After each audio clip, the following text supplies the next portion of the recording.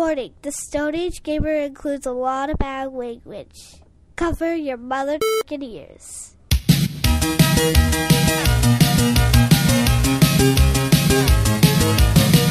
Good evening and welcome to the Stone Age Gamer Podcast. I am Chris Randazzo and joining me tonight is Walking Bag of Pestilence, Dan Ryan. Yep, that's me. With 2024 upon us, it is time to announce our 9th annual Golden Caveman Awards. Who will be taking home the gold? Grip your JGLDs tight because the Stone Age Gamer Podcast starts now. That's how I sleep. By gripping my JGLD tight. Hi, everyone. This is episode 497. This is the week of January 12th, 2024. I am still sick. Dan has sick, and my tooth hurts. That tooth surgery that I was hoping to get that didn't pan out because I don't have any money and my medical insurance doesn't cover everything. Anything. The tooth that I really need pulled has been killing me all day long, and I really need to figure out how to get that pulled because I need it out of my mouth. And no, I'm not. No, you're not doing it. No, no. Just saying. Go lay down. No. I'm saying. I'll come over.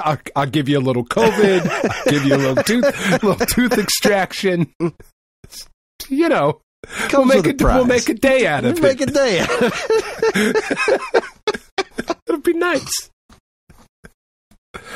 Oh my God, Chris! This is the most I've talked this entire fucking week, man. I don't know. I'm not even. I'm drinking ginger ale. I'm not even like drinking. Wow. This is a sober podcast. So we know how serious it is. Well, then I guess we should try not to fuck around too much. I know I need sleep. We've got in-laws coming this weekend, so I've got to make sure I'm as well rested as possible for that. And I did a podcast last night, which actually went well. I figured out how to record 3 people at the same time in my house without buying new equipment. Yeah, it seemed to go okay. Sounds That's very right. exciting. Yeah, it's good times. Hopper's over there sleeping doggy donut form. Yeah, it's outstanding. Everything's okay. Where the house is all de-Christmasified, New Year's happened, all's well. Yeah, see that I think we're gonna try. I don't know, like that's the fucked up thing, man. Like this week, so Tiff brought COVID home from work.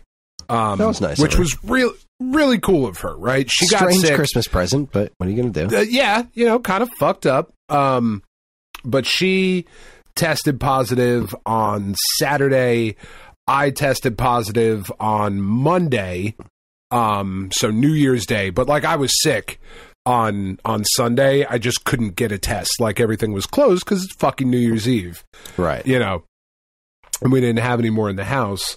And then the girls also got sick. So all 4 of us this week have had COVID. And the really fucked up part about that is that it hit me, like, it hit all of us to different degrees, but it hit me the least. Doesn't mean I wasn't fucking sick and I I was fine. I was just doing shit all week. Yeah, I mowed the lawn a little bit. I went swimming. Like it hit me the least. So I'm trying to both have COVID for the second time, which I don't think it wasn't as bad as the first time. I was just really fevery and really like congested all week. But like I was trying to deal with having COVID while also trying to take care of my family because they were all sick as well, and they were all way more sick than I was. Like Tiff was the worst out of all of us. So I'm trying to take care of the girls. I'm trying to take care of Tiff. The puppies that were born 2 weeks ago are now like their eyes are open, and Peach, the dog, can no longer feed them on her own, so I have to like supplement feed them. So like we're supplement feeding puppies.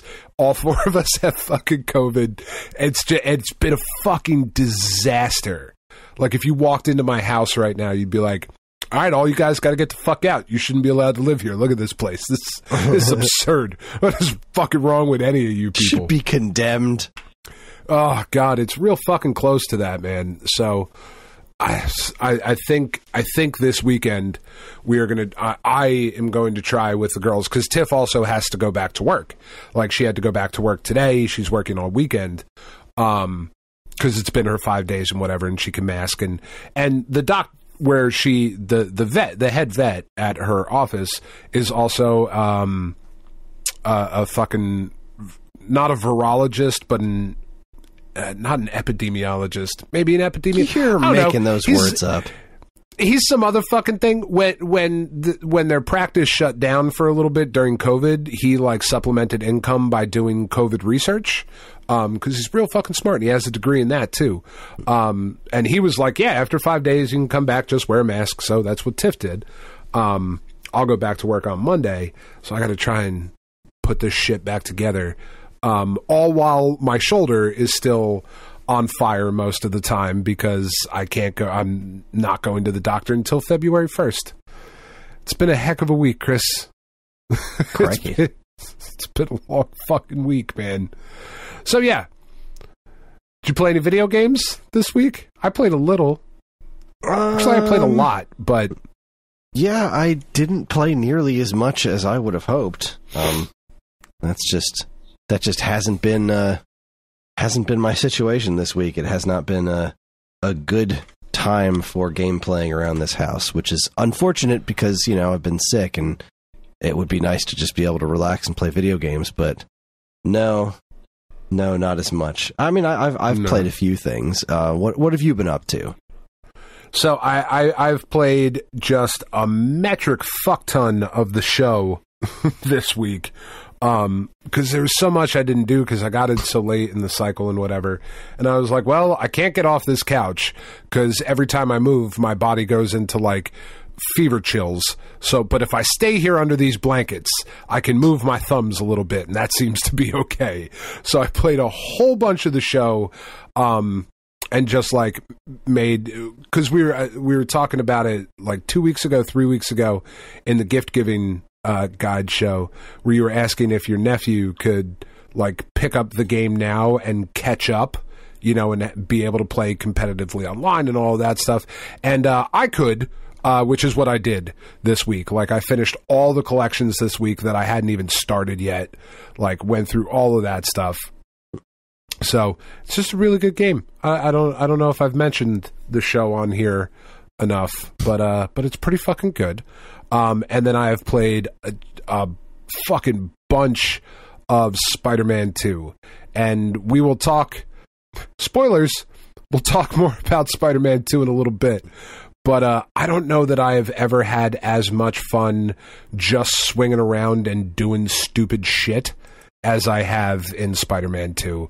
It is so fucking fun to control. It's just being in the world is an absolute joy. Kind of the way that the complete opposite of being alive. Yes. Kind of the way that you were talking about more Breath of the Wild than Tears of the Kingdom. Uh-huh. But just that I just want to be in this world going and doing shit and just existing and swinging around and just fucking playing in this sandbox that they've created is just out of control awesome. That's lovely. You know, pad and snap and whatever. Right. Pad, snap, and whatever. Pad, snap, my favorites. My favorite trio of all. I also watched a metric fuck ton of wrestling this week. Because I was like, well, so Tiff quarantined in the bedroom. The girls quarantined. I'm in quarantine. We all had the same fucking strain of COVID, whatever. But we all stayed the fuck away from each other because we're all miserable. So Tiff was in our bedroom. The girls were in their bedrooms. I was in the living room, like sleeping in the living room, down with the puppies, all that stuff. So I was like, fuck it. I'm just watching wrestling. So for the first time in a very long time, I watched Raw on Monday. I watched NXT on Tuesday. I watched AEW Dynamite on Wednesday. Then yesterday and today, I've been making my way through New Japan, had their big fucking Wrestle Kingdom pay-per-view show that they do on January 4th for whatever fucking reason every year. been making my way through that. There's more wrestling on tomorrow night. Like, it has been a solid fucking week of wrestling. And yeah, that's my week, Chris. I'm not even sure where I am right now. I'm assuming in the annex. Maybe. I don't know. I've only been in the living room for an entire week, so everything is the living room. Is what I've. I mean, isn't everything the living room anyway? Like, whatever room you're in. If I'm living in it, motherfucker. Right? It's the living room. And I've been reading the book that we talked about last week, The Horror Store. It's really fucking good. You guys should be reading it. It's really funny. Good for you. And good for you. And good for you. That's also kind of tripping me up too, though, because like they're talking about, like, just existing in this fucking store and getting lost, and I'm like, yeah, I kind of fucking feel that way because I've just been in my living room for a fucking week. So anyway, well, I will have you know that I just I decided to jump in early on the whole gambler spinning thing this week. And yes, I got and it popped early, and I just happened to be spinning at the time, so I just got $49.85 on both devices. Nice. So that's just about $100 I just earned right there. I was trying to talk because you said it was coming soon, so I was like, I think I can ramble on here for a couple minutes. Nailed it. Now there's still there's still a little one. It's going to happen soon. I think I'm just going to keep on. I think I'm just going to keep on with my luck. I'm just going to keep rolling until it pops. Keep on. Keep on keeping on.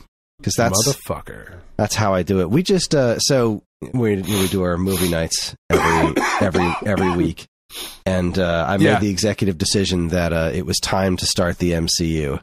That's my movie picks this year. We watched Iron Man tonight, which I knew was going to be.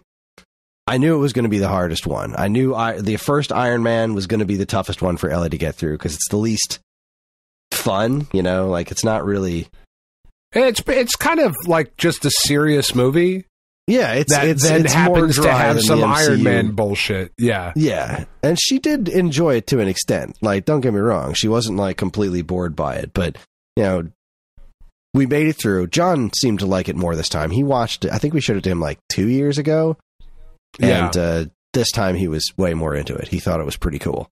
But we did it. We made it through Iron Man, and then in a couple of weeks when it's my pick again, well, we're going to be running it through in my personal order. Okay. Which I'm excited about. My order is a little bit different than chronological or the way of release order, especially right in the beginning. I think it's cool to do Cap second because okay. I mean, the two main characters of the whole first phase is Cap and Iron Man, right? Yeah. So you don't lose anything by putting Captain America second, and you also get a little bit more of that whole mysticism thing in pretty early. So, we do Iron Man, then we do Cap, then we do Iron Man 2, then Incredible Hulk, then Thor, and then we go from there. All right. It's going to take a long time, but it's every 4 weeks, right? Because everybody gets to make a different pick every week. So we're just going to slowly make it through. That's just going to be all my picks this year, and I'm really excited to see. And next year too. I'm excited to see where it all goes. I'm excited to see how the kids react to it. Because they've never really seen anything quite like this degree of team up. Like. John understands Smash Brothers, but like seeing these movies come together in Avengers, I think is going to be a real trip for them.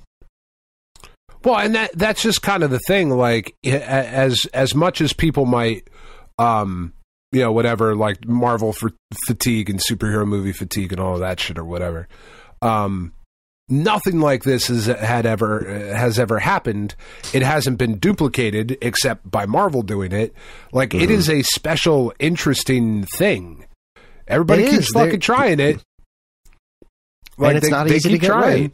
It's really not easy to just do it this way. And even Marvel hasn't been as good at it as they once were. And I think it was like watching this most recent season of What If was just like, this season of What If had a lot of, original recipe Avengers characters in it, and I was like, yeah, I really enjoy these characters a lot, and it's I've kind of missed this feeling to watching Marvel stuff. Not that, again, I have very much been enjoying the Phase 4 for what it is, even as bizarre as it is, and hoping that it's all going to come together in some way, shape, or form. But like, there's definitely a point, like Cap, Iron Man, Thor, like this specific group of characters was there's a magic to those characters that we don't really have right now.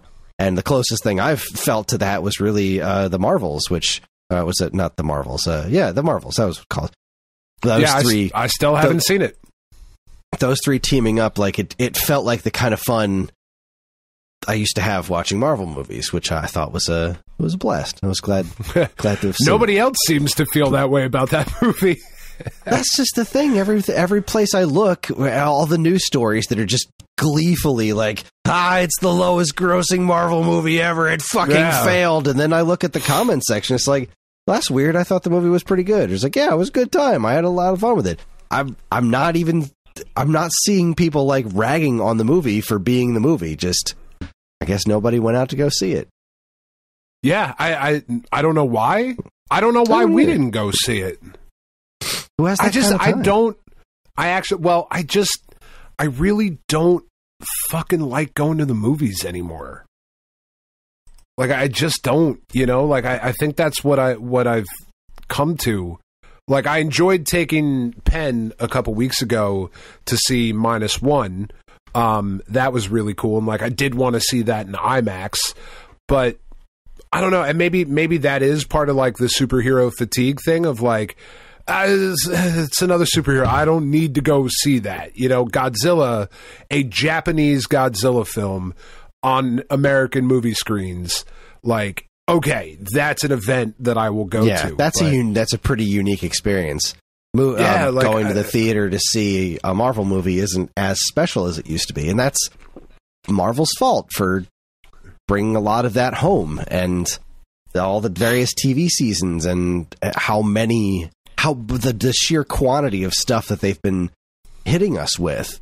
It made it less of a special experience, and it's weird too, because like I maintain that I would, if you made it available to rent on Disney Plus the day it came out in the theater, like same shit.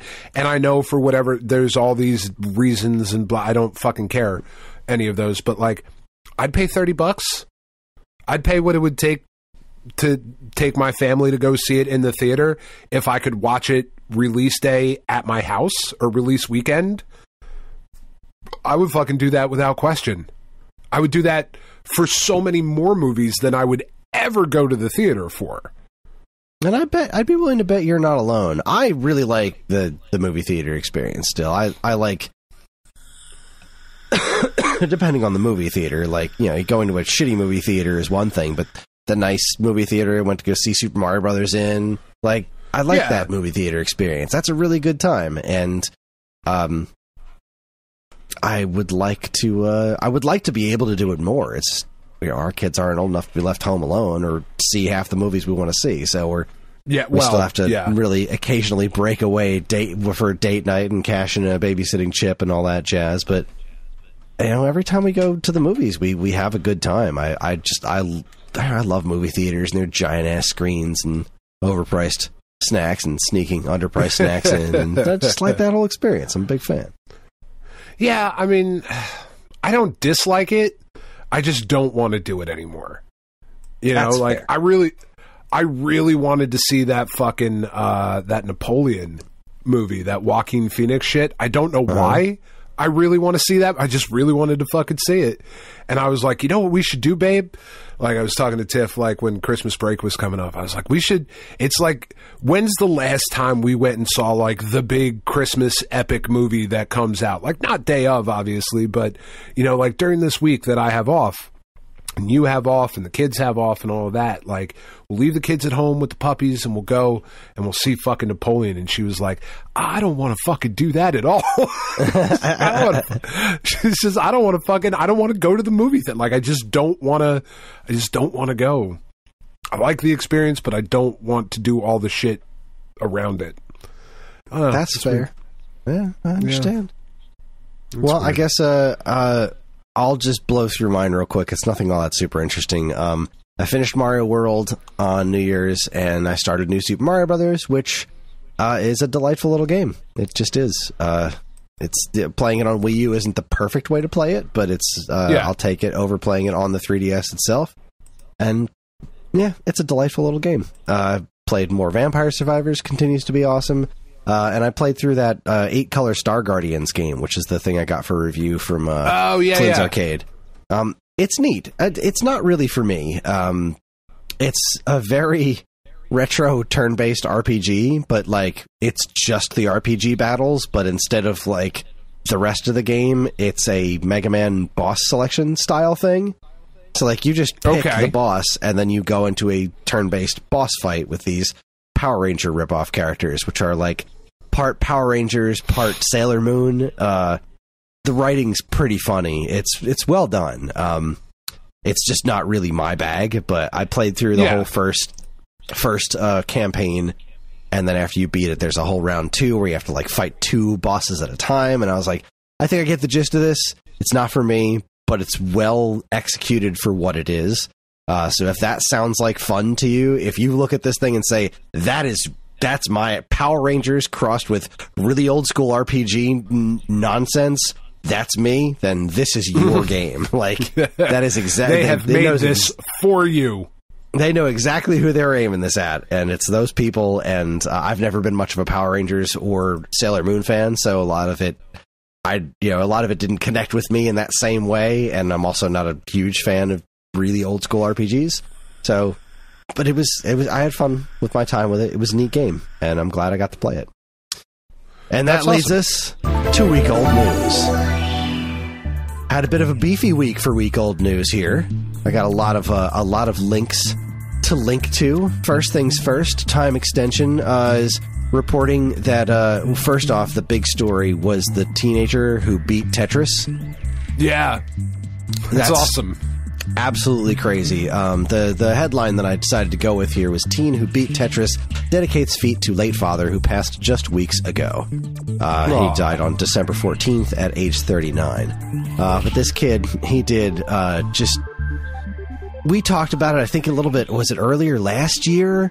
The rolling technique or whatever, the tapping technique on the bottom of the controller that had just been developed and just shaking our heads at the sheer insanity that is the Tetris community. And I mean, it's so impressive. It is so unbelievably impressive and completely insane that someone even thought to do this. And that this kid has mastered this technique and found a kill screen in the darn NES game. Did you watch the video of him doing it? It's absurd. It's absurd. Mesmerizing. Like, in my COVID-addled brain, as I'm like watching this shit, I'm like, I don't even know. Like, I'm pretty fucking good at Tetris. Like, I'm really good at Tetris. And then stuff starts happening. Like, fuck, I don't know. I don't even know anymore what's happening. I'm good. I remember watching like the pros like a couple of years ago, being like, I can't do that, but at least I can follow it. You know, I can think that fast. Once this kid's... I can't think this fast. I'm watching him place the blocks. I'm like, I'm just watching. I can't follow this. It's like in Dragon Ball when the characters get so powerful that they can't follow the action that's happening anymore. Like, that's what I feel like watching this kid. And then some... no, it was absurd. Absolutely absurd. Some dipshits in British news were like, you should go outside. This isn't a life goal. And, you know, this kid's done... What this kid has done, I believe, is far more impressive than anything you've done in your life, lady. Yeah. Whatever. But yeah, this kid's my hero. I love this guy. Way to go. Way to go, 13-year-old kid being way better at Tetris than I will be at anything in my life. Than I will be at anything fucking ever. Seriously. Our next story from Polygon. Beloved superhero MMO fan server gets an official license and fans rejoice. I'm not sure I was following this one too well. NCSoft and City of Heroes. So City of Heroes is like a thing, and fans had kept the server alive, and now it's official. Well, is that what's going on City here? City of Heroes was a thing. It was an MMO back in the day when everything was MMOs, and you'd create your superhero and the whole fucking thing, and it was really cool. And then I believe a number of years ago it got shut down, as things are wont to do, you know. But fans have kept it alive, you know, much in the same way that, like, MVP 2005, the last EA Sports baseball game, gets regular updates every year. Like, the 2024 season will be updated on the PC community, and they play tournaments against each other online. Like, but none of it is official. None of it has EA's backing or MLB's backing or anything like that. So what makes this interesting is that NCSoft was like, yeah, fuck it. Good for you guys. Here you go. Well done. Let's make it real. Like that Street Fighter. That's awesome. What is that Street Fighter Cross Mega Man game that yeah. Capcom was like, you know what? We'll publish it. Let's do it. I love that game's that. so fucking cool. I love that game so much. That. Excellent. All right, well, next up, we've got, let's see, from Destructoid here. This is a news story that tens of people will care about. Top Racer Collection delayed until March 7th. I had to post about this because I have been excited about this Top Racer Collection for quite a while now and been getting very little in the way of information on it. But at least now we know it was going to come out on January 11th. Now it's coming out on March 7th. And this is the original Top Gear games for Super Nintendo. Bundled together, plus some sort of Top Gear 2, Top Gear 3000, although they're called Top Racer now because they don't want to run in with that TV show. And there's something called Top Racer Crossroads, which is like a crossover with Horizon Chase Turbo, which I think is fascinating. So I don't know what it is, but I'm glad the game's still coming. It's on my list of things to be happy about for next year. I don't know what it is, but I fucking want it. Here's another thing that's really interesting. Retro RGB posted on January 4th, actually. The Flippy Drive is you can now be signed up for notifications for something called the Flippy Drive. This is, I believe, a no-solder ODE for the GameCube. It's a plug-and-play, cool. no-soldering device that also retains the functionality of the original optical drive. That's wacky. Yeah, that's nuts. As far as I can tell, like, the one drawback is it's not, like, super easy to take the SD card in and out of it, but that seems like a real small price to pay for a plug-and-play ODE for GameCube. That is completely bananas. I know there's a lot of really nice ODEs out there for GameCube. How often are you changing the memory card in that? Right. I mean, once you kind of set this up, I don't imagine you're going to be throwing a lot more on there. It really depends on your setup. You know, I suppose. I've wanted to add more games to my Dreamcast. I have mode in my Dreamcast, and I've kind of forgotten entirely how to do that because I installed it, and then I installed it, played it a handful of times, and then I forgot how I installed it. I'm like, I know this is easy, and I don't remember, and I don't want to mess with it, and so I move on with my day. But I think this is really cool. I love that this technology is happening. This is so wild to me. Like, I don't even know how you think of stuff like this, and I like the name, the Flippy Drive. How cute. I like that. Yeah. So I'm looking forward to learning more about that product in the not-too-distant future. This one comes to us from IGN. New Jaws pinball machine from Stern has original movie footage, shark toys, and lots of blood. Yeah, it looks really fucking awesome. It looks great. Really cool. I'm so happy about this. Yeah. And, you know, thanks to my movie podcast, I've finally seen Jaws. Not that I wouldn't have thought this is cool anyway, but, like, man, this is such a cool table. Like, I love this. I love this so much. Yeah, it's really, really fucking cool. Yeah, really I'm so cool. glad pinball is still a thing. I'm so glad that there are companies out there just making just the dumbest pinball tables they can think of. Well, it's just such table. I love it. It's such a fucking unique, crazy, weird thing, pinball. I adore pinball. Pinball's super cool. That's what I would go crazy with money. If I could just spend money, if I had like fuck you money, I would have just a ridiculous amount of pinball machines. Because they're all so unique and interesting, and they're just so fucking cool. Yeah, there's wild artwork on them. Like, some of them are dumb, but like some of them are just like out of control cool. And I love seeing modern tables, and I love ones that are really well done. I've definitely played modern tables that have been like, this is too much. I can't follow what's going on. There's just too much nonsense going on. But this one looks right up my alley. I'm pretty excited about that one. Trick is finding the new fucking table. That's true. Finding an arcade that's going to have it.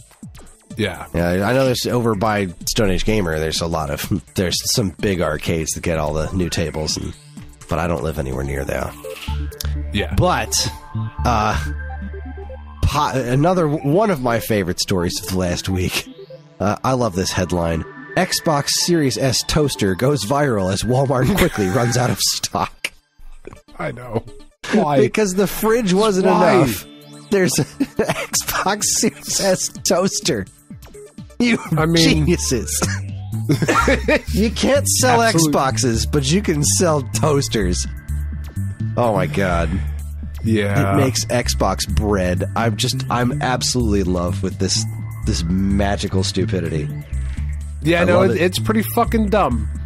I am a fan. I mean, because if you're not gonna have some fun, right? I absolutely love that Microsoft was like, yeah, people think our system looks like a fridge. Kind of does look like a fridge. Let's make a fridge. Let's do it. I bet people will think that's real funny. And you know what? They did. And they did. I can't say I ever thought the Series S looked like a toaster. That's never occurred to me. It does now. Although it's not. It's a single slice toaster. Like, who wants a single slice toaster? Yeah, that's a little like. Who is that for? Well, yeah, who toasts a slice of bread at a time?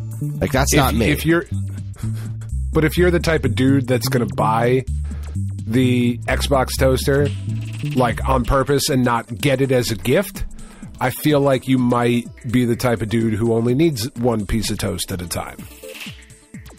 I guess. I don't know. You're not making it for anybody else. You're making it for either yourself, that or like you bought this for your third slice.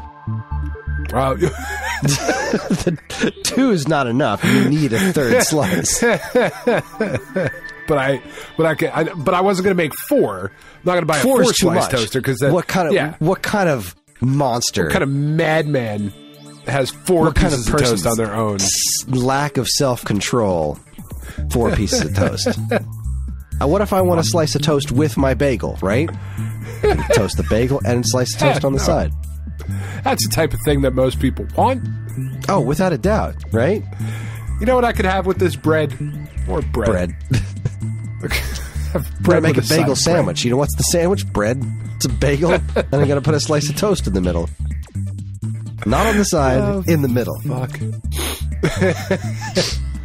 That's fucking funny. God damn it. It's something. It's something. God damn. Oh, fuck. All right, what else you got? I'm fading. That's not a good sign. No, yeah, we haven't even gotten to the awards yet. I know, this is what I'm saying. I got one more news story here. This one was pretty interesting. So Time Extension has clarified, or at least is posting about the clarification of which music will be in Rainbow Islands on Switch and PlayStation 4. So, Rainbow Islands, the sequel to Bubble Bobble, if you've never played it before. A sequel. Yes. Because Rainbow Islands, the story of Bubble Bobble Part 2, is not the same game as Bubble Bobble Part 2. No. No, of course not. Why would it be? Why would it be? Let's keep it simple. So, this game, when it originally released in arcades, I didn't know this until pretty recently, the music in it is a just flagrant ripoff of Somewhere Over the Rainbow. Okay. it is downright copyright infringy. So when the game was ported to NES, there was new music composed for it. Now, I found out about the original arcade song because Ollie did a cover of it last year. I think it was last year. And I was like, oh, this is a cute little song. I don't remember Somewhere Over the Rainbow playing in Rainbow Islands. How the heck did they get the rights to that song? Oh, they didn't. Yeah. I see. Son of a bitch. They just did it anyway. Yeah, so unfortunately, the Arcade Archives is releasing the original version of the game, but unfortunately they will not be including the copyright infringing version of the song. There's utilizing the arcade sounds, they're recreating the NES song for the arcade version of the game, which is neat, I suppose, in and of itself, though somewhat disappointing. You know, you hate to see a lack of accuracy in arcade ports. Yeah. But again, I suppose there's not really much to be done about it if... Yeah, I was going to say, it kind of understandably so in this case. Yeah, if it's this or nothing, then I'll take it. Yeah. I mean, granted, I won't take it. I don't really like Rainbow Islands all that much. I'm not a big fan of that game. It's okay. Yeah. I'm not going out of my way to procure this. Yeah, regardless. No, not at all. Not my jam. But that's all the news I have. That's everything I've got. So I think with that, we should take ourselves a quick break, and when we come back, we'll be handing out our awards, our Golden Caveman Awards for the year 2023. Our favorite games, our least favorite games, whatever we decided to create awards for, because that's how we do it. You're listening to the Stone Age Gamer podcast from Geekade.com. Stick around.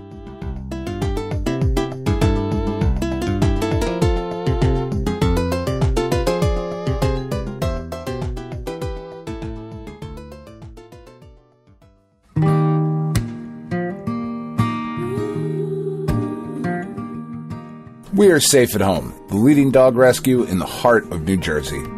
Are you searching for a loyal companion, a dog that will bring love and joy to your home? Look no further than Safe at Home. At Safe at Home, we believe in giving every dog a second chance. We rescue, rehabilitate, and find loving forever homes for dogs in need, right here in the Garden State. Our dogs are ready to make a lasting impact on your life. Each one has a unique story, a wagging tail, and an incredible capacity for love. When you adopt from Safe at Home, you're not just gaining a pet, you're becoming a part of our family. Our dedicated team ensures a seamless adoption process, providing ongoing support and guidance. With New Jersey's beautiful parks, beaches, and trails, you and your new furry friend will have endless opportunities for adventures and cherished memories. Safe at Home relies on the support of compassionate individuals like you. Your donations and volunteer work enable us to continue saving lives and finding forever homes for these amazing dogs. Join us in creating a safer, happier community for dogs in New Jersey. Together we can make a difference and give every dog the chance to feel safe at home.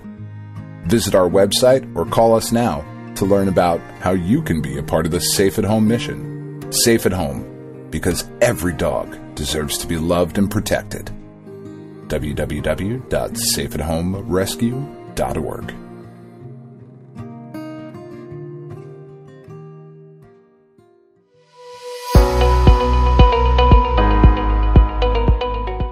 Hi everyone, Chris here. Podcast listening is free, but podcast creation is not. That's why the Geekade Patreon exists.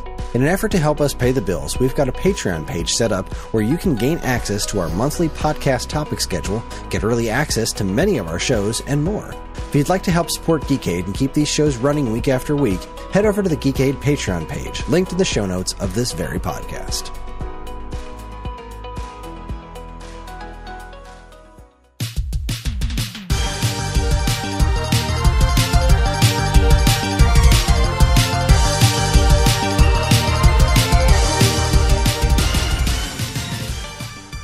Everybody, we're back. It is time for our annual Golden Caveman Awards. How you feeling, Dan? You ready? You gonna make it? Yeah, I realized as I was here and you were talking about stuff and I was trying to bring up other pieces of news or whatever, maybe something that I missed. I got rid of my page that had my awards on them, so let me bring them back up now. Now that we're ready. All right, there we go. Yes. I always like looking back at I think 2014 was when we first started doing these awards. Yeah. Let's see. I'm in 2014. I was going to say, I'm going to need a listener to compile the Golden Cavemans. We need a wiki for it, please. Yes, for sure. I have all my Game of the Year award ones. Let's see. I don't, certainly. 2014, I was NES Remix 2. 2015 was Mario Maker. 2016 was AM2R. 2017 was Breath of the Wild. 2018 was Celeste. 2019 was Horizon Chase Turbo. 2020 was Animal Crossing New Horizons. 2021 Metroid Dread. And 2022 was Atari 50. What will take my top pick this year? Let's find out. How many awards do you have? I have 10 with one special recipient. It looks like I have 12. Okay. Some of them are quite silly. Oh, I'm sure. I'll go first. Start us off. Yeah. Literal game of the year, as in like this was literally the game of my year, Daily Dadish. Because it is the game that has lasted me pretty much all year. I've played it every single day, and I will no doubt get to the 365 days. I've got quite the run going on. I haven't missed one yet. I've gotten the star on every day available except that one day where you couldn't get the star because they messed up the time. We got leap year. They fucked it up, not because you fucked it up. Yeah, correct. So we've got leap year this year. People came real close to getting it too, which was wild. Like I've never even come close to first place in these things because people know all kinds of tricks, and people were coming out of the woodwork like, "Oh, I'm real close to getting the star time on this," but yeah, I don't think anybody pulled it off. But yeah, that's literal absurd. Game of the year. It's a wonderful game. I can't wait for more Dadish to not be this though. As much as I enjoy this, and I think it's a lot of fun, I don't love speedrunning it, and I'm looking forward to getting back to playing Dadish levels at my own pace. Like, because that was, I really liked the leisurely pace of Dadish before this game. So, yeah. There you go. That's my first award. What do you got? Well, in the spirit of silliness, then, I would like to award or give out this award for outstanding achievement in a video game related podcast, television, or film. And I think I would like to give that to us, Chris. I think we deserve it. I think we deserve a fucking Golden Caveman for being the best goddamn video game / lawn care maintenance podcast, which there hasn't been a lot of lawn care this year. We'll get back to that though, we promise. It's true, yeah. No, the actual first one. No, fuck it. That's what I'm going with. That's my first one. The outstanding achievement in a video game related podcast, TV, or film, the Stone Age Gamer podcast. Congratulations. Good for us. Good for us. We can now claim Chris to be award winning. Well, it's about damn time. All right, what do you got next? All right, so my next award that I will be issuing is the award for game that didn't get the attention it deserved. Last year, I gave this to Blossom Tales 2, which was a wonderful game. And this year, I very frustratingly have to give it to Advance Wars, because that game was magnificent, and it really didn't get the traction that it deserved, because it was great. Yeah, I do not disagree, and we might hear more from that game in a little bit. Oh, I don't think that's the only award I gave to Advance Wars, because it well deserved it. It really is a wonderful game that I'm looking forward to finishing once I'm not too sick to concentrate on, anything more complicated than Vampire Survivors. Literally anything else in the world. Yeah, I get that. That's most of the reason I haven't dove back into that, started Dave the Diver, or done anything else that involves my brain.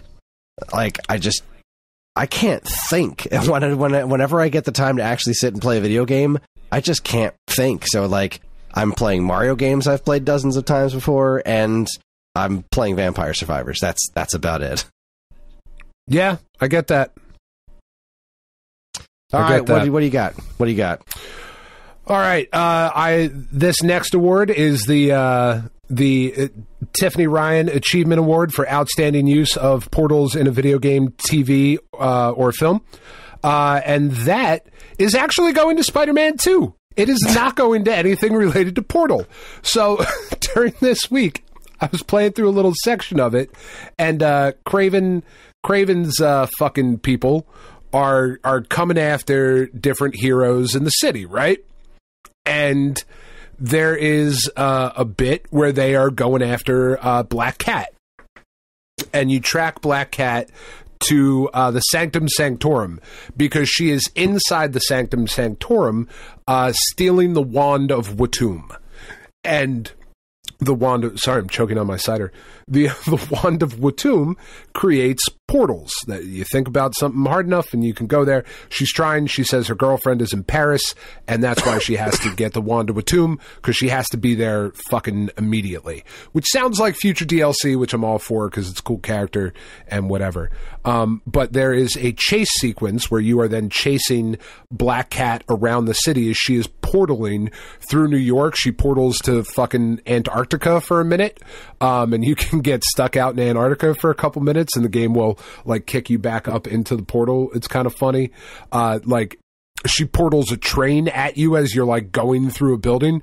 It's fucking wild. It was super, super cool, like really unexpected. And I was like, oh shit, I could give the Portal Award to a game that's not Portal, and I'm really excited about it.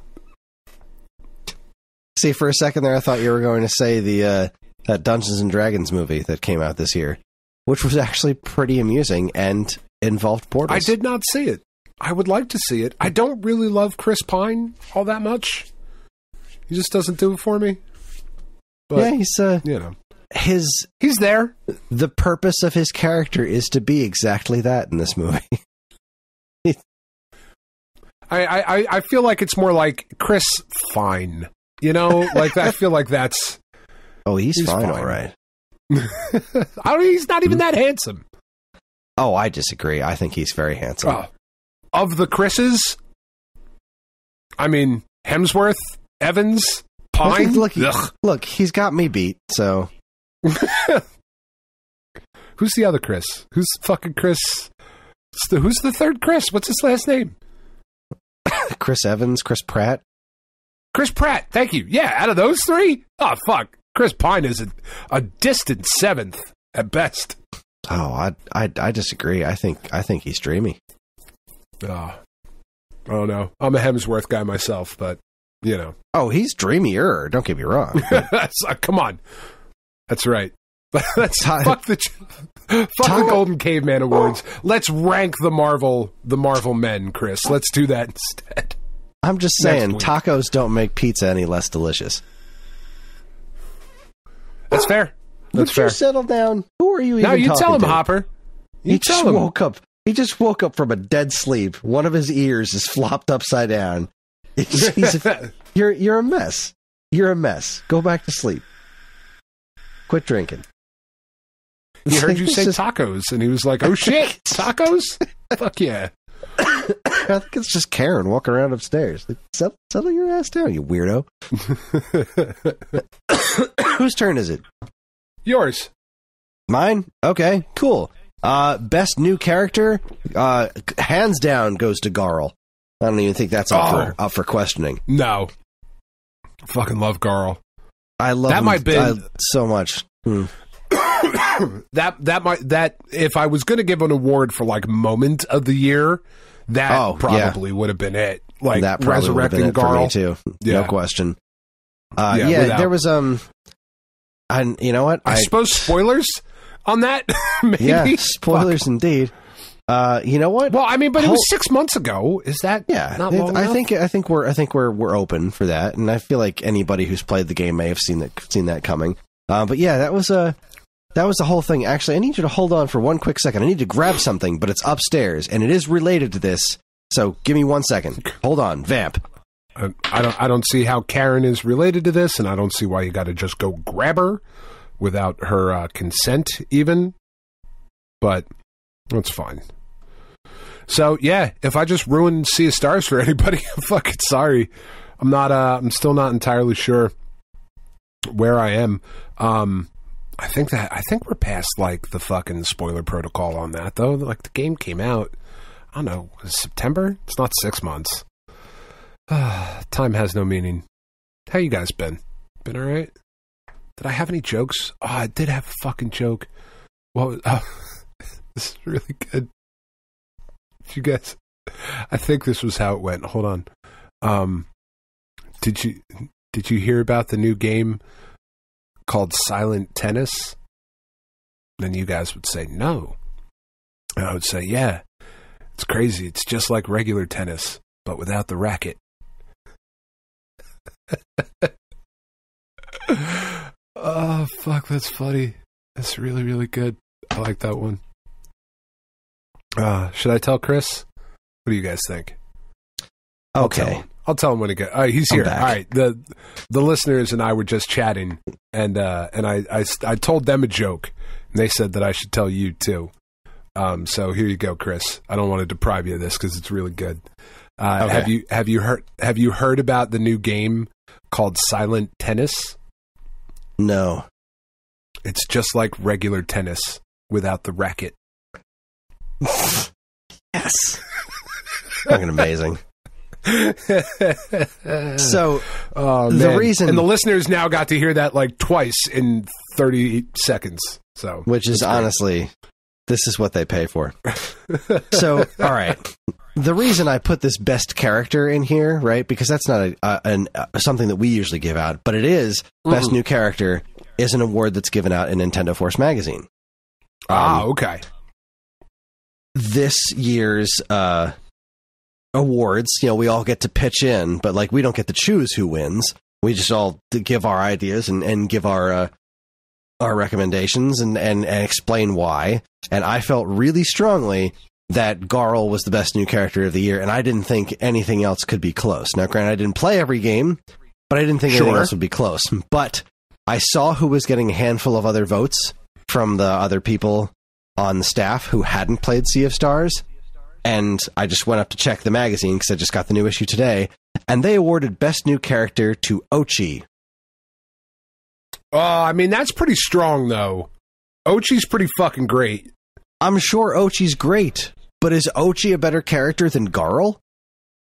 I mean, I don't think so, and I fucking love dogs. Like, I think this has been well documented here. Yeah. Ochi's pretty fucking great, but he's not Garl. Yeah. I'm pretty upset that's about incorrect. That. All the rest of these awards, I find that to be incorrect. I'm feeling okay about. I mean, I'm not going to argue their, best music won Octopath Traveler 2. I would sincerely disagree based on what I've heard from Octopath Traveler 2, but fine. Also, considering Katamari Reroll Reverie or whatever came out, I don't give a fuck if there's no new songs. That was the best soundtrack that came out this year. It came out this year. It fucking counts. I mean, I have to assume overall game of the year. Best remaster went to Prime Remastered. That's very respectable. Best innovation, building with Ultra Hand. I think that was unanimous, actually. And of course, their game of the year was Tears of the Kingdom. That makes sense. Yep. Yeah. Bunch of shills. Corporate whores, the lot of you. No, I agree with a lot of this, and it was a fun thing to. I was very passionate about that best new character one, and there was I knew it wasn't going to happen because I knew I was the only one on staff who had played the game, and that I find fucking troubling. If we're being honest, I don't know that I'm the only one that played the game, but I don't think many people on the staff played the game. I find that troubling. I find that a little troubling too, really odd. But also, we have a really diverse staff. Like, the people on staff play very different games, which is pretty wild. That's fine. No, that's totally fine. But Sea of Stars deserves to be played but more. Yeah, that's weird. Anyway, whatever. It's fine. Yeah. Anyway, moving on. Where am I? I'm next. All right, my assholes of the year. There was a tie, Kris. Ooh. For assholes of the year. That would be all of the fucking cunts in charge at major studios laying off large portions of their workforce while claiming massive profits throughout the year. Fuck all of those people directly. Fuck Atui in particular. Fuck the completionist. And just everybody associated with the Amico. They all get assholes of the year. Well done. Well done, sir. I could not agree more. All of those people. As loudly as possible. Yeah, Don't take them to dinner. Just don't be nice about it. Fuck. All right, move on. We're going to get in trouble. This is going to go down a path. I'm going to have more cider. My next award is for best game I didn't need to play again, but I totally did anyway, and that goes to Vampire Survivors. I didn't need to play that game over again, and yet here I am. I couldn't not. I just couldn't not. Yeah, no, I get it. That game fucking rules. It does fucking rule. It looks like I didn't give it any awards last year. That doesn't make sense. That was my fucking... what did I give that last year? I gave that to my indie game of the year. Last year was Vampire Survivors. Yeah, I'm not seeing it listed in any of my... That's weird. Yeah, I didn't pick a favorite game not from this year. I didn't pick an award for that this year. Well, there you go. You got time. While I'm talking. Well, cool. There you go. That part out. That's also this. That's also my favorite game not from this year was Vampire Survivors. Dunzo. Sold. Yeah, I freaking love that game. I love that game so much. It's so good and deserving of so much attention, and I'm so glad that it's doing as well as it is, and I can't wait to play the story DLC when it hits Switch. Hopefully not too long. It's going to be fucking awesome. It really doesn't need to be. I have a ways to go before I'm back to 100%, so I'm not in a huge rush for them to drop that final DLC. But yeah, just a wonderful game. Yeah, it's fucking great. It's really, really great.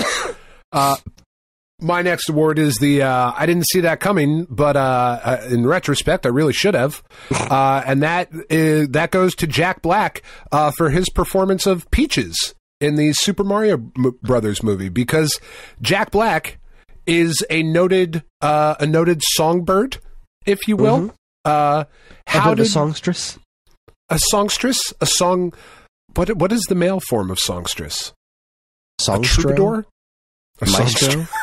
A maestro? No, that's none of that. I don't think any of that's correct. Yes. Jack Black, noted songzilla. Man, I like Jack Black's voice in Bowser, like, all right, that could be really fucking cool. Did not think there was going to be a musical number. Did not think the musical number was going to go that hard. It's fucking great. It's an outstanding song. The fact that the dog that is here in my house now is named Peaches means that I have been singing that song. Well, she's not named Peaches. She's named Peach. But I've been singing that to her for weeks now. She seems to love it. I don't know about the rest of the family. But yeah, I didn't see that coming, but I really should have. Jack Black doing a song in the Mario Brothers movie? It's fucking obvious. How did I not see that? Of course it was. I do have a bone to pick with you. Who the fuck is Birdie? Is who? Birdie? I don't fucking know. They named her. I think they're naming her after the fucking Super Mario Brothers 2 thing. That's Birdo. Yeah, I know. Do you, though? Do you? It's a girl, Chris. They wanted to call her Birdie. I don't fucking... What do you want from me, man? I want you to get your Super Mario 2 facts straight. I got outvoted. Very, very dare you. Well, you know. Aww. Sorry, I went to the Safe at Home page, and there's pictures of Hopper there. I'm like, hey, that's my dog. Yeah. I know that Is he still up for adoption? Did we update that yet? We've all been very sick. Oh, it's just pictures of him. Oh yeah, it still says "What a sweetie" applied today. I don't know, but you're not getting any new comments on him. Not prying him out of this house. Good. No way. No. He's still fucking jacked, by the way. Like, he has not lost an ounce of muscle mass, and I think it's because he's pulling me around the neighborhood. Well, now he's walking you. Yeah, and like, he just the walk is so funny when he's pulling me super hard because he's like not like running and jumping. He's just like hunkers in and just like tightens everything and just goes. Just, come on, asshole! We're fucking going. Like, sometimes I'll just stop and stand still and be like, "You can't pull me. Like you're strong, but you're not that strong. Like I'll try to keep up, but you got to settle the hell down." And then he'll just look at me like, "Okay, fine." Fine, I guess. But yeah, he's jacked. Anyway, where were we? Giving awards. Best new obsession, Advance Wars. Yes. I was utterly obsessed with this in the first half of the year, and like I said, I am looking forward to getting back to it. It's might take me a minute to get back on the bike, but I am very much looking forward to at least finishing the first Advance Wars, and then maybe taking a break depending on what else comes out before I hit Advance Wars 2. But I am 100% not done with that game yet. Just so good. Magnificent. The second one is so good. I'm excited. I'm so sad that it didn't perform well. I knew it wouldn't, and no, of course it wouldn't. Just based on everything and the way that the way the marketing fell apart, and it's super sad. If this game had come out when it was originally supposed to come out, I think it would have performed just great, because that's the way Switch games do. But this one it just fell to the wayside, and it's such a shame because it's so good. It really is. WayForward did such a good job with it. I love everything that they did with it. It looks great. It sounds great. It plays great. It's just glorious. Yeah, it's a wonderful, wonderful game. We'll talk more about it in a minute. My next award, Chris, is the About Goddamn Time Award. And that goes to Star Wars Jedi Survivor for allowing the use of a saber and a blaster by a fucking Jedi. Like, we could do that back in the Super Nintendo, and then for the longest time, it's just been like, nope, we're not doing that shit anymore. And here, you get a fucking, like, not only can you shoot your blaster from a mount, which is awesome, but, like, there is one of the fighting stances that you can pick is a blaster and lightsaber fucking stance. It's dope. It's about goddamn time. Sure. I don't understand, like, in Star Wars Rebels, Ezra's first lightsaber was, like, part lightsaber and part blaster. It's like, yeah, why aren't we doing more of this? And then he didn't even have that in the end. It's like, no, I'll just do lightsaber. Like, but okay. And I understand even the first chunk of it was a stun gun. I don't understand why we're not doing blaster lightsaber combos. We have the technology. Oh, whatever. Final Fantasy VIII, Gunblade. Yes. Gunblade. Sold. Yeah. I'm in. That sounds awesome. My sword is a gun? Didn't we have bayonets? No, this is not that. No. This is not a pointy gun. This is a gun sword. This is a gun sword. Completely ridiculous. All right, my next award goes to Best Remake and Remaster, which has to go to Metroid Prime Remastered. Because holy hell, that game's so good. It didn't even need much, and it wound up being so good. That was also my remake / remaster of the year was Metroid Prime. Because fuck, man, how could it not be so good? How awesome that it was just like shadow dropped. Like, here, you can get it now, or if you wait a little bit, you can get the physical copy. They'll be available everywhere. It's not going to be that big a deal. You'll be able to find one. And you could, and it was fucking great. Scalpers still went for it anyway. It's trying to sell it on eBay. And like, but I could just go to Target. Yeah, I'll just go to the store and buy it. I'm not going to buy it from you, you fucking twat. I'm not going to give you money for your hard work, you douchebag. Get a real job. Anyway, yes, I agree with that. But I got to go backwards in my list now. My holy shit award is Omni-Man's Train Fatality. I don't know if you've seen Omni-Man's Train Fatality, but it is very much a holy shit. Holy shit! God damn it! Because you've seen the first season recreation from the show, right? You have seen the first season of Invincible, where he holds Mark, in a train as the train goes around them, or they go through the train, I suppose is a better way of doing it. And Mark in the show survives. Scorpion or Sub-Zero or whoever the fuck does not. And it's fucking awesome. It's so good. Because it just doesn't stop. Oh, shit. Oh, my God. It's so bloody. Oh, what the fuck is happening? It's so awesome. It's so good. I didn't know they did that. Yeah, it's outstanding. Wonderful. It is. If you have not watched it, it is definitely worth a watch. Also, as a honorable mention for this one, the holiday-themed fatalities that they did for Mortal Kombat as well. There were Halloween and Thanksgiving and like holiday-themed fatalities that are as gruesome as you might expect Mortal Kombat fatalities to be. Wow, 22 seconds long, huh? Yeah. Are you on the Omni-Man one? Yep. It's so fucking good. Yeah, it's so good. So, holy shit. Holy shit. Yeah, and then he just kind of falls to pieces afterwards. That's precious. It's fucking awesome. Oh, boy. All right, my next award, happiest turnaround goes to Horizon Chase 2 for getting an update that unbreaks the game. Oh, that is nice. That really just brought joy and rapture to my life, and I'm, again, looking forward to being able to concentrate on anything well enough to start playing Horizon Chase 2 again, because... can I tell you, Dan, I'm getting real close to finishing that Mario 2 script, but writing...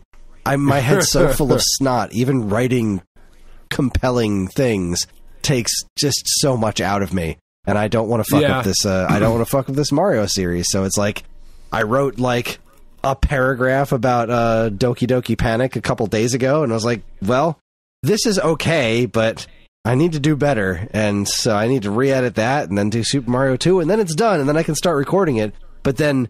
I tried to record a video earlier this week, and I was so plugged up that my voice sounded ridiculous, so I had to re-record it a few days later. I'm trying. But Horizon Chase 2 is a wonderful game.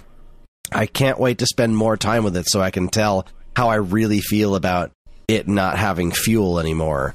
But all in all, I'm pleased with it. I had a lot of fun with my time with it thus far. And I just love that they were able to fix it with that update. I'm sad that it came out and needed to be fixed. That was a huge bummer, but at least they were able to turn it around. Good on you guys. Yeah, no, that's really awesome. It is a really solid, really fun game.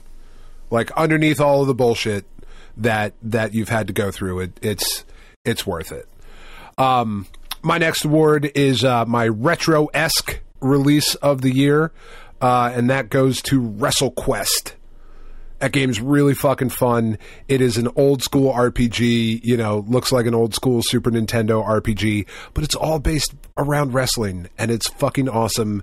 I got a review code, like, in full disclosure. I didn't pay for it. Patrick, who's been on the show a few times, worked on the game, sent me a review code so I could check it out.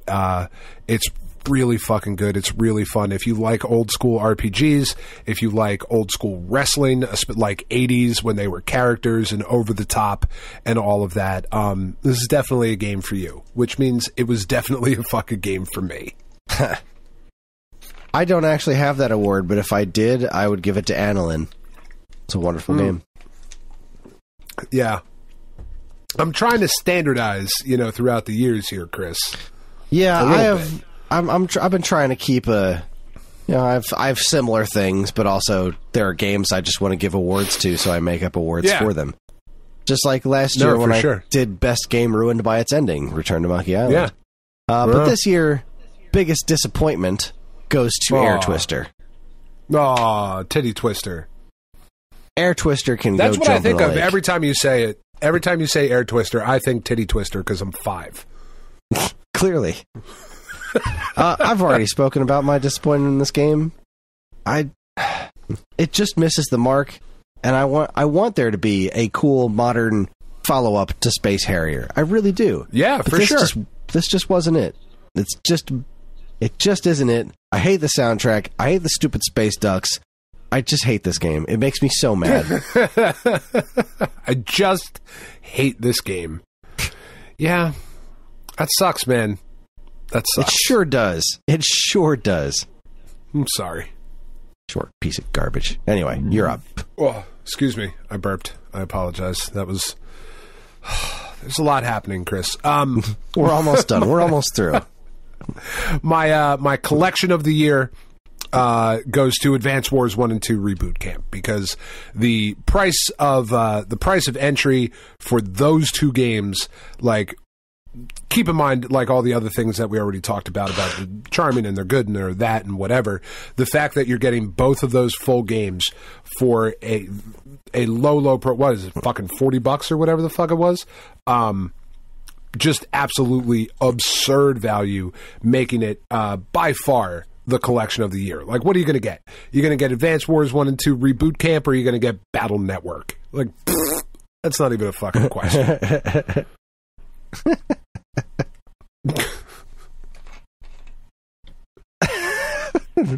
I liked the first Battle Network. Oh, sure, but like, come on.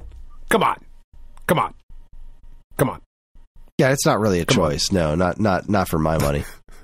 Thank you. Right. I was gonna keep saying "come on" until you started talking. Come on. Biggest bunch of bullshit award. Last year, that went to the Flappy Bird Game and Goat Simulator that John made me play. This year, biggest bunch of bullshit award, hands down, goes to that final secret level in Super Mario Bros. Wonder. I was so pissed at that level. I was so angry at it.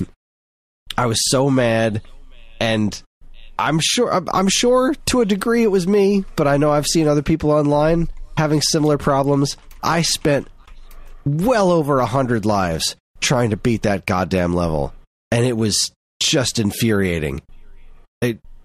No matter how much I felt that I was doing it right, I clearly wasn't. You know, it felt broken to me, and it made me so mad. It made me so mad. Fuck that level. When I play that game again, I'm not playing that level again. That level can go jump in a lake. Yeah, I mean, I don't. As aggressive as I'm feeling right now. I don't disagree with you. That reminds me, I meant to give a biggest bunch of bullshit award as well, and I'm going to have to add this into my list here. But my biggest bunch of bullshit goes to PlayStation, and more specifically the price hike that they made for PlayStation Plus, where they defended it by saying that, you know, the price is going up, but you can expect bigger and better games coming to the service because of this price hike, which they then immediately followed up with, are you ready for these monthly games in September when the price hike went up from $60 to $80, by the way? Like, not an insignificant, not $2. It went up $20. Are you ready for the games, Chris? I don't think so. I don't think I can possibly be ready for this level of awesomeness, but I'm going to try. If you're not sitting down, you know, you should be. And if you are sitting down, you should stand up and then sit the fuck back down, because this is... So we've got the remake, remaster. It doesn't matter. I don't know, because it's just called Saints Row. But you have the Saints Row whatever thing that it was. Then you've got Black Desert, the Traveler Edition, okay, and Generation Zero.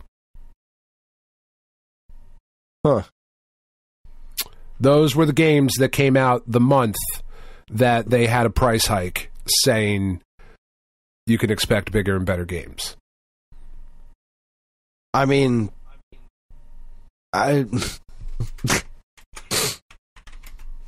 nope, I got nothing. I mean, like, the difference between Games Pass, which admittedly Microsoft is losing billions of dollars on, but the difference between Games Pass and PlayStation Plus is laughable. The show is on Games Pass. You can play that day one if you're on Microsoft. if you're in their ecosystem. With PlayStation, you got to buy it. Weird. Anyway. Well, I mean, it's I don't know. I have nothing to add. Yeah. Bunch of bullshit. All right, I've got 3. I've got 3 left, Chris. How many do you have? I don't know how. 3. I haven't been keeping. Okay, good. All right. Well, hit me with your next one. A game that made me unreasonably happy. No, shut up. Shut the fuck up. Fine. Because I want you to go last with your game of the year. Because everybody knows what mine is, and I have no idea what yours is. And I cheat by giving an indie game and a AAA game. So I'm very curious. So my game of a different year was Inscription. That game fucking grabbed a hold of me this year. I was so happy that I played through that I gave it a whirl.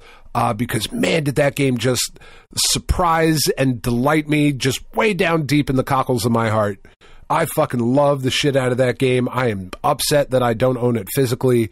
Man, what a good fucking game that everybody should play. And I was also very happy to see that listeners who played it enjoyed it as well. You know, I hate coming on here and being like, this game's fucking awesome, and then somebody being like, man, Power Wash Simulator really wasn't for me, you know? Like, I don't like to be that guy, but I'm really glad that people seem to enjoy Inscription. Maybe not to the level that I did, which is fine, but what a fucking interesting, unique, just really, really cool game. I have not tried it yet. And that's why I can't say anything more about it, because even though we're way past the spoiler embargo, I don't want to ruin the things for it, because I think as a fan of video games, whether or not the story grips you the way that I think it might, just how clever it is and what it does for somebody who appreciates the genre of video games, you know, as a form of entertainment, I think you will be so entertained by this and how clever it is and what it does. Okay. Yeah, it's really fucking good. You're really fucking good. I know I am. Thank you. All right. Sorry. All right. Things making you happy. Game that made me unreasonably happy. Last year was a 2-way tie between the Cowabunga Collection and Shredder's Revenge, and this one is Super Mario Brothers Wonder. The game just made me unreasonably happy. With the exception of that last secret level, I just had to balance it out with. It made me so happy to play this game.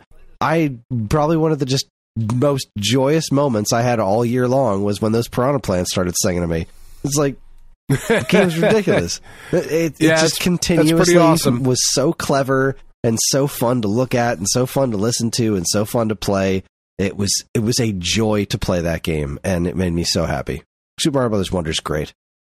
Yeah, I am beyond pleased that game has been as well received as it has been by everybody. Like, that makes me genuinely very, very happy for everybody who was looking forward to that. That's really fucking great.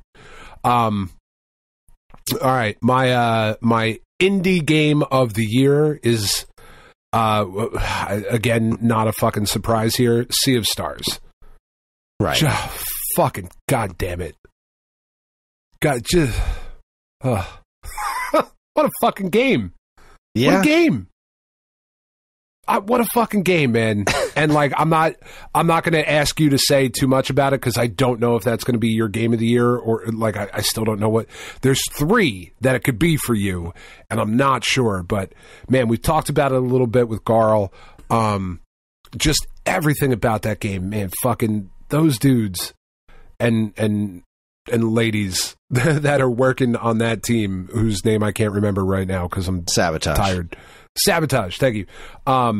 They fucking get it, man. Like, they really understand what they are doing with just the right amount of nostalgia with, you know, modern tweaks. And there were still some complaints that we had about it. The fast travel not coming in until later, you know, the not being able to exit out of a quote unquote dungeon, all of those things. But man, what a fucking masterpiece of a game. Like, as good, I would argue, as good, if not better than Chrono Trigger. And I know that's like a fucking high-ass bar, but it's really fucking good. It really, really is. I rather liked that game. It's really good. All right. What else you got? Well, I have my last two are runner-up and game of the year. So, all right. Hit me with your runner-up.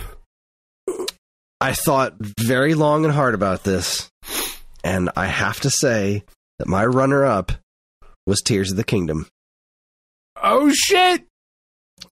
No way! I thought long and hard about it, and no matter how I sliced it, yes, I spent more time with Tears of the Kingdom than any other game this year, and I think it is a fucking masterpiece. I adore Tears of the Kingdom. I had so much fun in that game. It is amazing to look at. All the Ultra Hand stuff was just absurd. All the humor that came out of Sexy Ganondorf, if you haven't watched the Tears of the Kingdom Suavemente something about video, it's please do so. I think but Tears it's of the not Kingdom, Breath of the Wild. The right? only thing that kept it from Breath of the Wild, first off, Breath of the Wild was, it was lightning in a bottle. It was the first one to do what it did. It was the first Zelda game to do what it did. Yeah. And well, that's what I'm saying. Yeah, repeating that is always going to be a challenge, not an insurmountable challenge. We've seen Zelda top itself in phenomenal ways in the past before. This was not Majora's Mask, which made me very, very happy. The thing that held it back for me, the only thing that stopped it from being my game of the year was that I thought the story wasn't as effective as the story in the first game. Right. If the story had really, really got me, and it did pull it together in the end, and probably some of the story being less effective probably came from me and the way I played it, how I wanted to get every single shrine and all that before I went to the ending. Right. And so there was a big gap in me learning things about the story, but there's just pieces of this that I like. The dragons have really goofy ass eyeballs. And it was hard to take. There's this really emotional scene where Zelda turns into the dragon, and she cries out of her big, googly, goofy ass, pointing in the opposite directions like a fucking Boston Terrier eyeballs. And I'm like, yeah, it's hard. That is how I feel about the N64 Zelda shit for the most part. That's why it never struck the chord with me, because it looks fucking ridiculous, in my opinion. I know there are people that love the way that those games look. I appreciate the way those games look, and I think they were able to convey enough emotion, I think, in that. The other part, I just don't like it. I don't like the way that they look. And that's fair. And I'm sure there are people that feel that way about the dragons who are like, no, oh my God, they're so expressive and emotion, blah, blah, blah, blah, blah. And you just don't like it. That's okay. Yeah, the dragons themselves, they all look amazing, except the eyes. And it's a really interesting story, but the way it happens is just so she has to eat the stone, and then she turns into, she's just gonna emotionally like fucking Ren. It's a little goofy. Like Ren in the ice cream bar, or Stimpy eating Ren in what was it, the rat? Go ahead, chew him up. Oh, my delicious ice cream bar. Amazing. Ren and Stimpy humor. Yeah, there's Yunobo is so good. A fucking terrible character. He's an awful, putrid character. And you're never going to make me give a shit about him. You've made great Goron characters before. In fact, the champion that Garuk was a great character. But Yunobo is fucking terrible. He's just stupid. Yeah. And it was those little things that made the story not resonate with me as much as I wanted it to. And on a larger scale, it was that Zelda wasn't as Zelda wasn't as interesting in this game. Zelda was 100% serious all the time. And, you know, she was in a position for that to be the case. But Breath of the Wild Zelda was one of my favorites because as you learned more about her character, she had like depth, which was wild in a Zelda game, right? Yeah. She didn't want to, you know, she was struggling with her abilities and the kingdom was counting on her. And like she had a playful side to her, like she was fascinated by science, and that was like part of what got in her way of like being able to like, she caused the problems by being so fascinated with this Sheikah tech science. And like there's a little bit of that in the very beginning of this game. God, the beginning of this game when you're walking down into the dungeon to see Ganondorf for the first time, and like she finds the writing on the walls and is just like super fascinated by it. I was 100% in, but then you don't really get any more of that with her for the rest of the game, and you just get very serious Zelda for the rest of the game. And it's like, yeah, I really like these characters together. Like, you don't get a lot of Zelda and Link together, but I really liked the way they made it work. Like, that he's just quiet and doesn't say stuff, and they still like exchange glances. It was very well done in Breath of the Wild, and I didn't care as much in this one. But that's not to say that it didn't do so much else right. And even some of the story stuff was out freaking standing. I loved that Ganondorf was there. I loved the new design of him. I loved how fucking evil he is. Like, they just did a great job with so much of this game, and the new monsters and finding the frocks, everything in the friggin' depths was like, just, I didn't know that was going to be an entire other map. Like, holy shit. Yeah. This game is unreasonably big. It is so incredibly well done, but it had those few little things that I think just held it underneath my game of the year, which I'll talk about in a minute. Which we'll get to in a minute. Because there's still two possibilities that it could be. I mean, I'm pretty sure I know which one of the two it is. But, I think what's going to be disappointing for the listeners this year is that your game of the year is obviously the same as my AAA game of the year, which would be Spider-Man 2. To the fucking surprise of no one. I can't believe you and I have the same game this year, Chris. That's wild. Who knew? Who knew that you were going to get a PlayStation to play Spider? No. I got a PlayStation 5 and didn't play Spider-Man 2, and it's still my game of the year. That's how good this fucking game is. Now, this game is just everything I could have possibly wanted. The first Spider-Man game was not so much a revelation,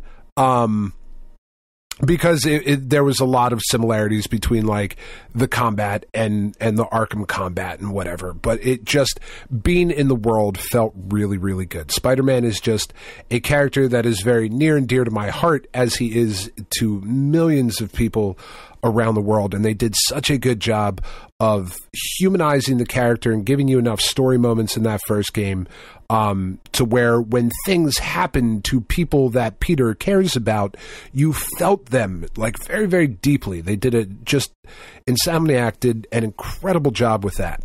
The Miles Morales follow-up was really fucking cool as well. Like the introduction of Miles in the first Spider-Man, losing his father the way that he did, and the stuff with Mr. Negative with Martin Lee, all that was really cool. And the expansion that Spider-Man Miles Morales was just really, really cool, but not a full-length game, right? Not enough to really explore it. Then Spider-Man 2 hits, and everything that was good about those games is just expanded, and it is first of all, a fucking stunning visual achievement in this game.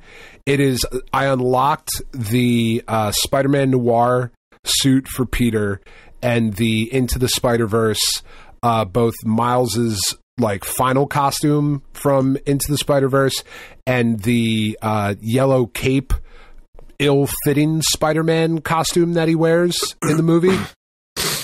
And when you equip those costumes, the frame rate of Miles or Noir changes to that of the Spider-Verse movies.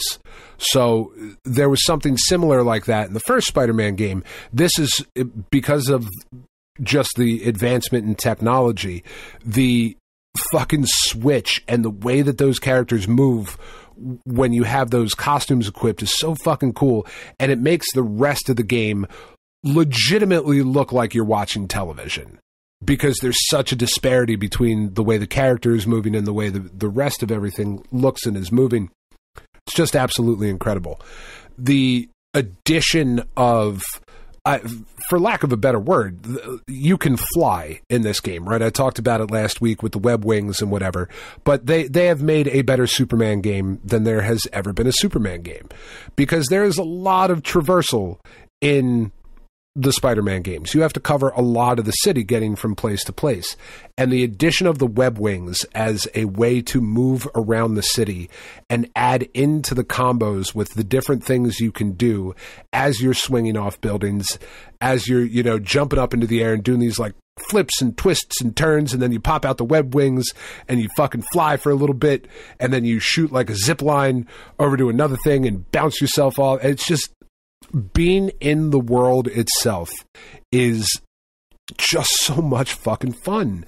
I have put hours and hours and hours into this game while Tiff has been at work or up in the bedroom, because she wants me to play the story bit.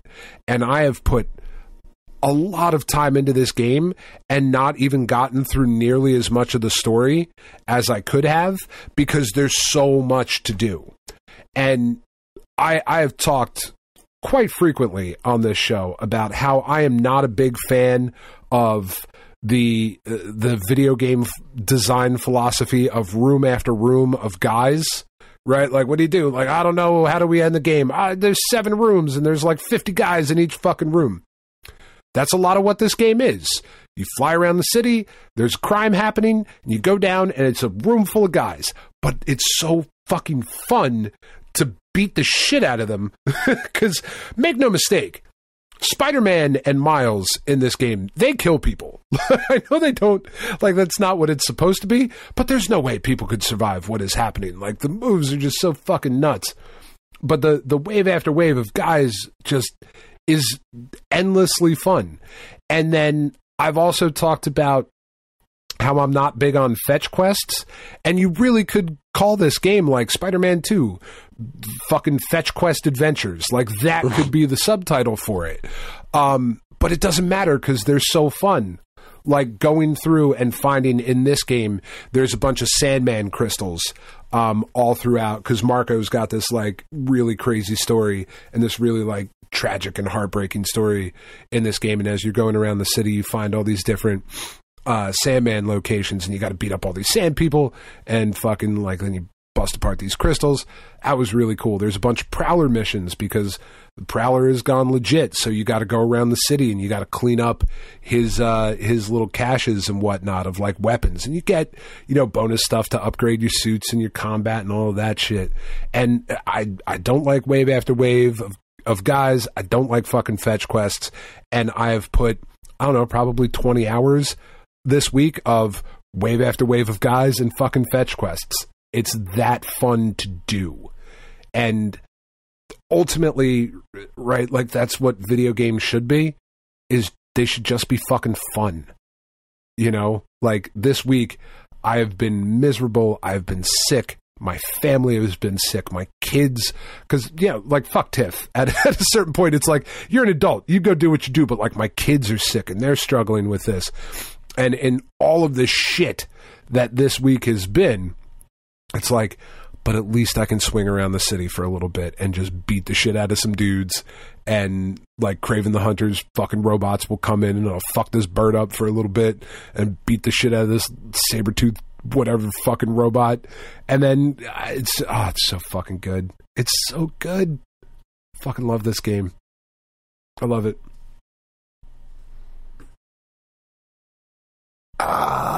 No, you haven't played it.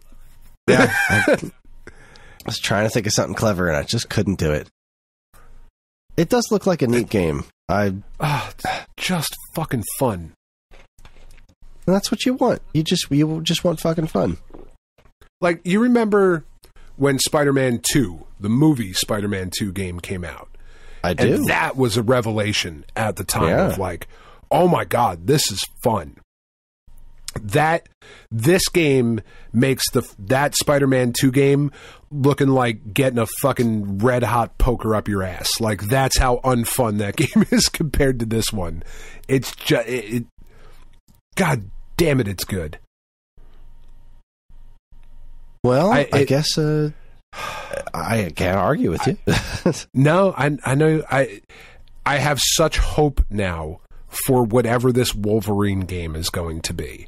I have not looked at any of the leaked shit, none of the leaked footage.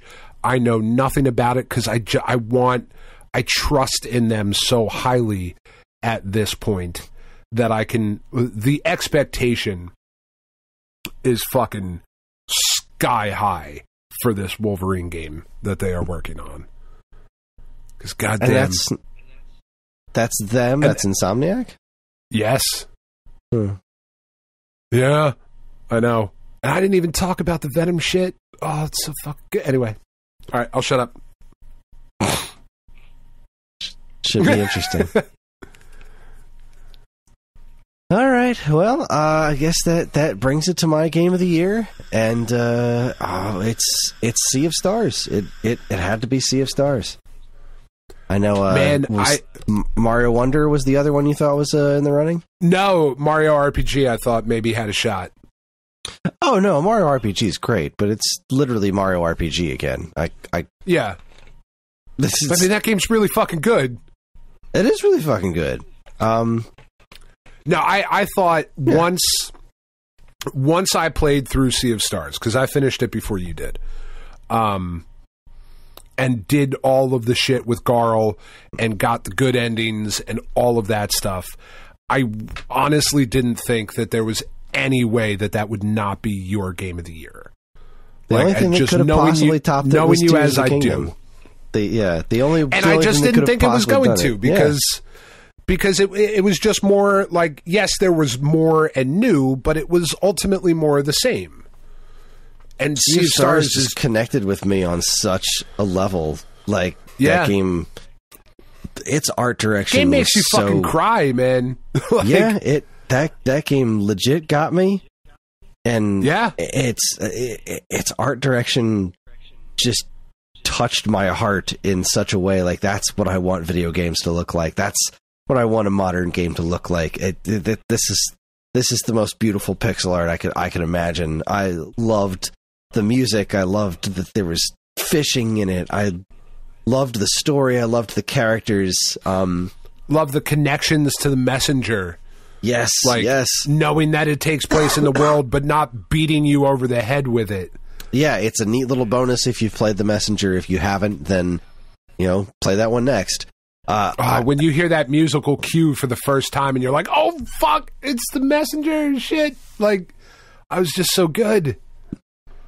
I had such high hopes for it, and it delivered on every damn near every conceivable level. I don't know that it beats Chrono Trigger for me ultimately. Just because I think I like Chrono Trigger's story overall better. I get that. I don't know if it beats Chrono Trigger, but I do think it's in the conversation, which is absurd. Gameplay wise, I think it beats Chrono Trigger hands down. Just the gameplay, the timed hits and everything, I think is magnificent. I think it's implemented so incredibly well, especially after playing Mario RPG. Which is was kind of like the birthplace of that the whole timed hits thing. I had never seen it before Mario RPG. Maybe there was something before it, but I know that's what popularized it. Right. And having that added in to an RPG that was like Chrono Trigger, but also with the double text, the triple text, and the lock system, and the little flamey things that you absorb on the screen while you're like, the battle system was so active but so interesting.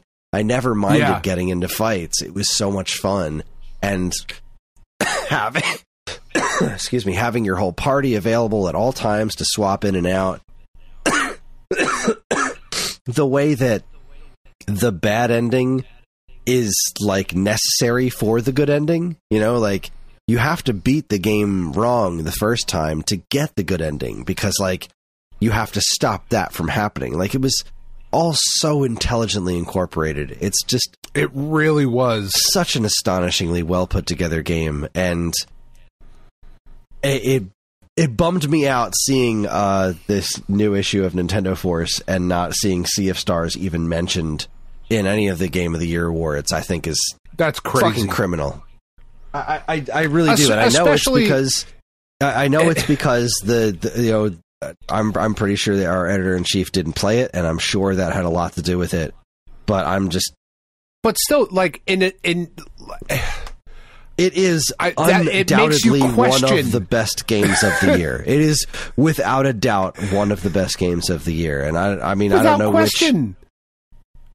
Without question, it is, and like, especially in Nintendo, I could understand if it was PlayStation Force magazine and Sea of Stars didn't get a fucking sniff.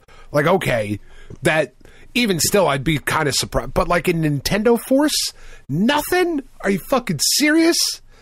That's weird. I mean, that's fucking weird. I haven't listened to all of Octopath Traveler 2, but I would say that Sea of Stars, I think, personally has a better soundtrack than that. I don't know what other category you would say something about this game in, the categories that are available in NF, but it's like, it was without a doubt one of the best games released on this platform this year, and I think it deserves to be mentioned, indie or not. Like, I don't even think that distinction makes sense for this game. It's not like this is great for an indie game. This is just it's just great. It is flat out. It's kind of shocking that it's an indie game, is how good, like, Square would fucking go crazy if they could make this. Yeah. I don't know. It's just a freaking masterpiece. It's just a masterpiece of a game. It's one of my favorite games to come out in generations. It's not just my favorite game of this year. It's one of my favorite games of this generation. I can't say enough good things about it. It's masterful. I can't wait to play it again, and I'm not going to for a while because I want it to stay. Yeah. I want it to stay fresh. I don't want it to be something that I know that I play a bajillion times and eventually get bored of. Like, I can't wait for this one to just be a game I experience again. It's so good. And knowing you as I do, knowing you as our listeners do, in a year where for your favorite video game system, I think we can safely say of all time now, right? The Switch is your favorite system of all time. So from your favorite company, you got a new Zelda, a remade masterpiece of a Metroid game, and a new Mario game, all on your favorite system. This year, all three of those things fucking happened, and none of them were your game of the year. That's how good this game is. That's how good Sea of Stars is. It's a fucking masterpiece. It's crazy. I do not sit down and play video games, like when I'm not sick, obviously. I do not just sit and play games for 6-7 hours at a time. And I did that with Sea of Stars. Because it got in there and nothing else mattered.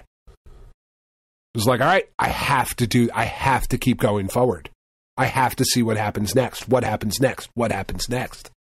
Just could not stop. It was fucking great. Yep. That's how I feel about it. That's how Dad did it. That's how America does it. It's worked out pretty well so far. And that's our show. That's where you should have, like, that's how Dad did it. That's how America did it. And that's our show. And that's our show. Yeah, well, that is our show. As a matter of fact, that is our show. Another year of the Golden Caveman Awards. Yep. Have come and gone. Please, listeners, send us yours. Yeah. What are your games of the year? I would love to know what you guys thought. Were we completely off base? All of that good stuff. And this is the first time in a while, Chris, where I don't already have an idea of what my game of the year is going to be. That's true. I really don't know what to expect out of next year. I haven't given it enough thought, which I guess will be changed by next week when we will be doing our 2024 year in preview. Where we'll be talking about the stuff that we know is coming out next year. I have an exciting suspicion that there's some really, really exciting stuff happening next year that we don't officially know about. But I'll save that. I'll save that talk for next week. But yes, that is our show. That's going to wrap things up for us. We are on most social media platforms, and if you want to get in touch with us, we aren't very difficult to find. All it takes is a quick look at our show notes, and you'll see links to our social media accounts, as well as all manner of other fun stuff, like a link to our namesake, StoneAgeGamer.com, and more useful links than you can shake a joystick at. If you'd like to get early access to this show's episodes, as well as a bevy of other shows in the Geekade Podcast Network, check out our Patreon, also linked to in the show notes. It helps keep this show running week after week, and all our patrons are loved and appreciated. This show's theme song, Squared Roots, was written by Banjo Guy Ollie. You can learn all about his wonderful music and more by following the link to his YouTube channel, also in the show notes. And finally, as always, we'd like to thank our intrepid editor, Evan, for making this show listenable for all you folks. We'd like to thank all you folks for listening in the first place. Now, episode 500 is coming, Dan. It is. It is, we're marching ever closer. This is 497. That's right. So we've got 498, year in preview, 499, 10, 20, 30, 40, and then after that, SAG 500. So we're almost there. We're almost at our 500th episode. And then we're going to start our new monthly thing, which I mentioned it to our patrons, which I think next week we should probably... say it out loud for everybody so they can get in on it and participate if necessary. But yeah, we're almost there, Dan. We're almost there. That's right. So, and boy, do we have plans.